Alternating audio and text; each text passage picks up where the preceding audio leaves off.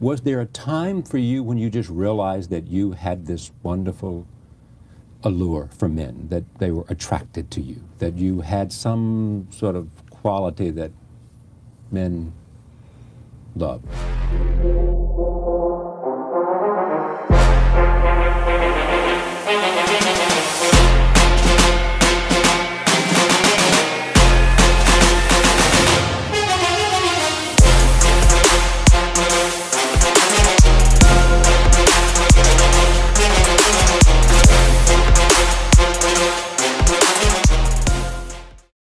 And just like that, Jack, we're back with another video. You're here with your Elder-in-Chief, Karima McGee, here on this channel. If anything resonates with your spirit, I want to ask you hit the like, comment down below, and share the video. Let other folks know where you're actually learning the information from. Let them know that Hut Wisdom is still around and we ain't going nowhere, all right? I want to say hello to my tribe members. Hey, y'all, I see y'all. I hope y'all are doing fantastic. I'm going to jump right into it. I like to get straight to the point, or I'm learning how to get straight to the point. You guys know I can be a slow burn. Jumping into today's video. Some people have a special quality that you just cannot describe. You don't know if it's the beauty in the eyes, if it's the shape of the brow, is it the curve and the lines in the body? But there's something that's it's indescribable. Well, the French call that je ne sais quoi. It's a certain je ne sais quoi. I can't quite put my hand on what it is about you, but there's something about you that is alluring. It makes me want to get more of you. Some people have that. And in today's video, I want to talk about the power of je ne sais quoi. The power of the undescribable. It lies somewhere in between the lines. Is it the shoulder blades or the shape of the mouth? What is it, about this person that just makes them so attractive? It's like moths to a flame. You want to be around that person. So I want to talk about that, and I want to give you guys a Hut Wisdom perspective as always. When Elder Eden was teaching Asana, I don't know if you guys remember, go back to your books, The Return of the Divine Feminine, all right? The book where it all started. I'm going to flash the book right here. Just in case you don't have it, please go ahead and get it, all right? It's necessary for these lessons. But in the book, there's a red string, and we need to really have a real deep dive class on this, all right? Because this is extremely important and highly spiritual, but definitely needs some real time to talk about it. We only have 9 minutes in this video. In any event, there's a red string that Elder Eden is tying for Asana. And I believe one of my tribe members had asked briefly what that meant, and I alluded that I'm going to have to do a whole video on it because it's too deep from random, folks who are not subscribed. I would really like to share this part of the information with real, true students of the feminine arts. These videos I use as an introduction, all right? But to go deeper, at some point I will figure out a way to do that for you guys who've been dedicated this whole time. In any event, the red string, all right, there's a whole ritual around that with Asana and Elder Eden, all right? And in there, Elder Eden is explaining to Asana the importance of connecting, all right? Now, Asana had a natural disregard for authority. She had a natural disregard for understanding the position of Chief Kuluolau, Prince Kuluolau. She had a natural disregard for even the chief. Remember when the chief asked her, "What is your," asked her what's her name, and then Prince Kuluolau came up to her and said, "What is your name?" And she responded in such a sarcastic way. She was kind of unmoved and unbothered, and she lived in this space where she didn't see people according to rank. And I think that kind of mystery, and I set that up in that story exactly for this moment right here. Asana was no one's doormat. She was not a people pleaser. If she didn't like something, you're going to hear about it. She stood up for herself. She took no crap. And she had no respect of authority. And so when, she's standing before, you know, the the entire kingdom, standing before Prince Kulualau, who's repeatedly asking her, "What is your name?" She was unmoved, unbothered, and his authority made no never mind to her. I wrote that specifically because I wanted to show the structure of power and how Prince Kuluolau, he was exerting his power. He was moving that energy outward by, what is your name? By screaming and moving his energy outward. So that was the masculine part that I was trying to point out there, that it was exerted power.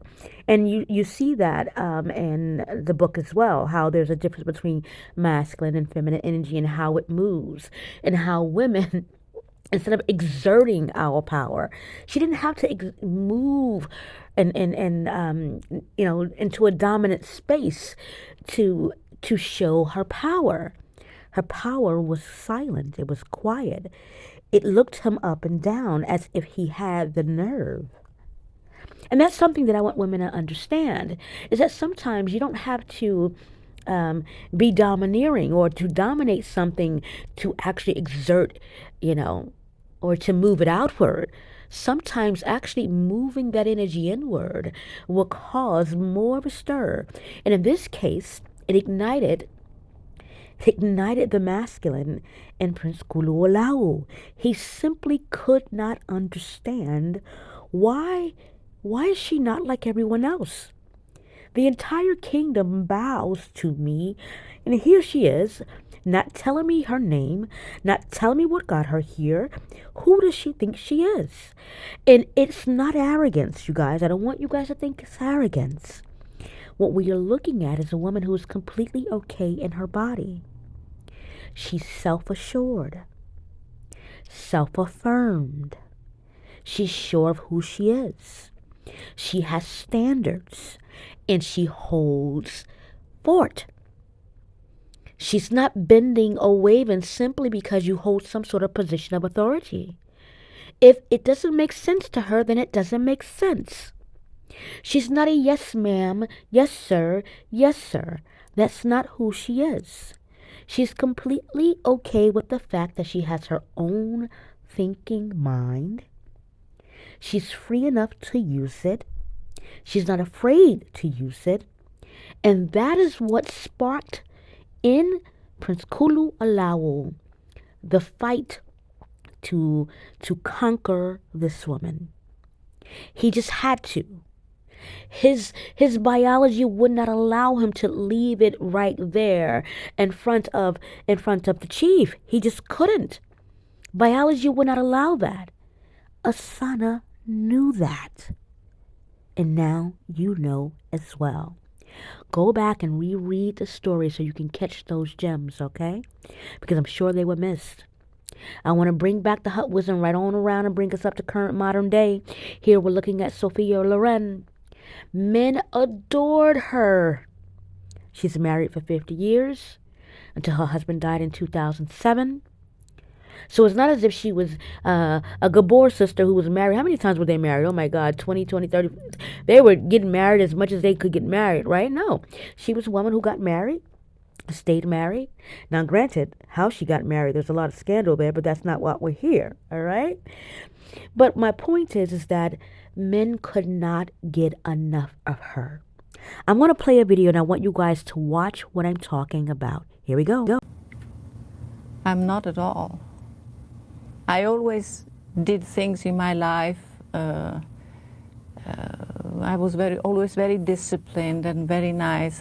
Always wanted a quiet life.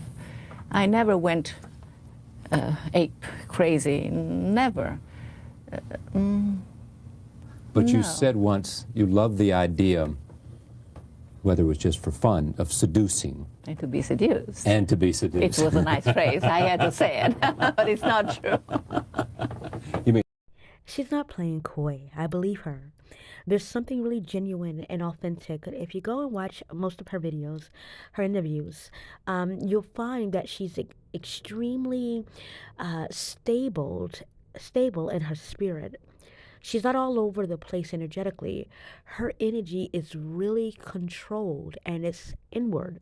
And if you go back to watch that interaction there, how she speaks about not really, being aware of or why is she, so loved by men and why do they love her that in that way and she just seems so she's aware, right?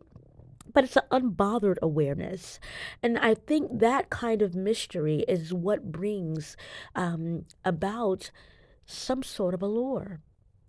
Some sort of mystery brings about I want to know more about who this person is. I believe she brings a quality to her life. She talked about discipline. And what do we talk about?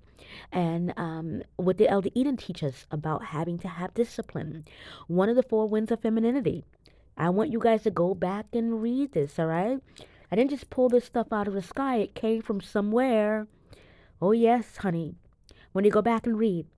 Now, from today's video, I'm hoping that you learned this. Femininity shows up differently in all kinds of women at different times of their lives. But those who have lived a fulfilled life, a fulfilled one, all right? We're not talking about the surface level stuff. What I want you guys to get from this message today, slow down. Take your time. There's no rush. You don't have to be in haste. Pull your energy inward. Keep it close to your heart chakra. Right there, when you're seated, right there. When you're seated right there, move from there.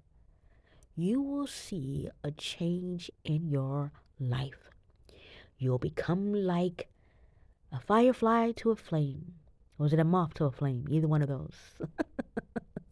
Folks can't get enough of the sunshine, darling. Become the sun. Until next time, be empowered, be inspired, and be well. Bye, guys.